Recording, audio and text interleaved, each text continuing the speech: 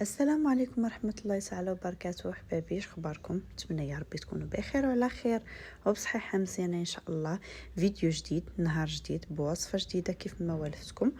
نتمنى تنال الاعجاب ديالكم. الا عييتم من المرقة، عييتم من الدجاج، من الطواجن، من بزاف د الحوايج، اليوم جبت لكم هاد الطريقة اللي كتجي واعرة وغزالة، دجاج بالاعشاب. كيجي فن والله، ما تقنعوش منه. كيف ما كتشوفوا هنا خديت الدجاج عادي يعني جامد. هاد هكذا درت شويه ديال الزعتر، 3 د الفصوص د الثومه، شويه ديال الحامض، البصله، وربيطه ديال القزبر والمعدنوس، وضامه ديال الزعفران الحر. كيف ما كتشوفوا هنا درت هذا الزعتر، مشات لي السميه وضفت الربيع، غنضيف الملحه، بزار، شويه ديال الحامض. كيف شفتوا الثومه غادي نلوحها هكذاك، يعني فقط تبعوا غير هاد الطريقه، انا متاكده غتجيكم غزاله. صافي هادشي اللي ضفت عليه في المكونات. ضفت شويه ديال الملحه، شويه ديال البزار، وهنا ضفت الكمون. عندكم السمن ضيفوا شويه وصغناو على الملحه، لان هنا فقط درت غير الزبده. صافي وغادي نضيف ليه 2 كيسان كبارين ديال الماء. هانتوما كتشوفوا القياس.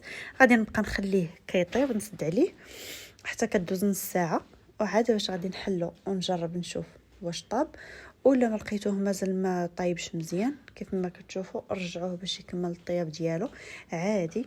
سدوا عليه حتى كتلقاوه طاب. انا خديته طاب مزيان حتى تشدات الدجاجه كاع، هانتوما كتشوفوا فيها. صافي غادي نهزها نحطها في واحد الطاوه. انا صافي قسمتها ملي لقيتها كلها دارت تفكات، قسمتها وحطيتها دهنتها بزبيده، وهنا رافقت معاها هاد الدجاج هكذا، هاد البطاطا، وهاد السلطه اللي فيها الخوص، فيها الباربه، فيها خيزو، الخيار، التفاح، المهم كاملين هكا. ضفت عليها واحد شويه ديال الزبده، وهنا الزيتون ديال الدار طبيعي ديال ميمتي الله يحفظها ليا يا ربي، ضفتو حتى هو لهاد المريقه.